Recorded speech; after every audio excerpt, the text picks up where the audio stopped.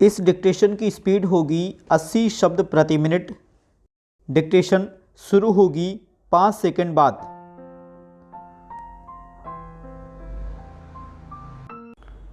Start. अध्यक्ष महोदय, मैं आज ऐसे विषय पर बोलने जा रहा हूं जो देश के सामने एक बहुत बड़ी समस्या बनी हुई है। आजकल कृषि पर बहस चल रही है। मैं इस बहस को बहुत ध्यान से सुन रहा हूं। कई लोगों ने तो सरकार की बड़ी प्रशंसा की है कि वह बहुत ही अच्छा काम कर रही है। मैं मंत्री महोदय से एक सवाल करना चाहता हूं कि मार्च में मंत्री महोदय ने एक प्रश्न के उत्तर में कहा था कि 2 सालों में हमारा देश आत्मनिर्भर हो जाएगा। मैं जानना चाहता हूं कि ऐसे कहने के पीछे उनका क्या आधार है।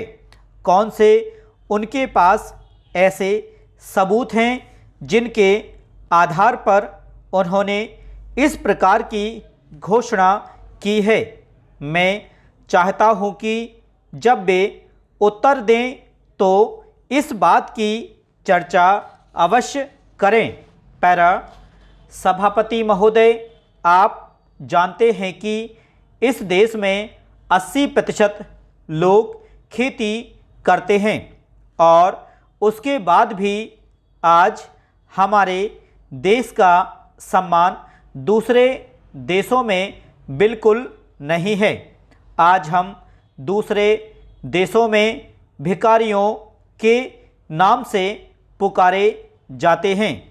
अपने देश में जहां 80% लोग खेती करते हैं, हम भोजन के मामले में भी आत्मनिर्भर नहीं हुए हैं।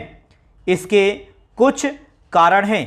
जिस समय देश स्वतंत्र हुआ उसी समय से इस सरकार ने कुछ गलतियां की हैं, जिसका परिणाम यह हुआ है कि आज 30 साल के बाद भी हम आत्मनिर्भर नहीं हो सके हैं।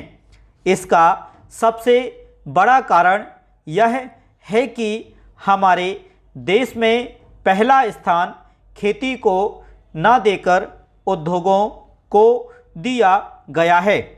उद्योग हमारे देश के लोगों की जीविका का मुख्य साधन नहीं हो सकते हैं।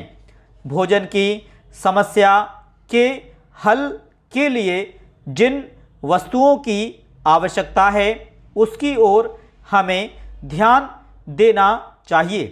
सबसे पहले पानी की आवश्यकता है। पैरा। मैं समझता हूँ कि देश में सिंचाई पर अधिक जोर दिया जाना चाहिए और सिंचाई तथा खाद्य मंत्री एक होना चाहिए। यह सभी चाहते हैं। पानी के बाद खेती के लिए खाद की भी आवश्यकता है। खाद का स्थान दूसरा हो सकता है।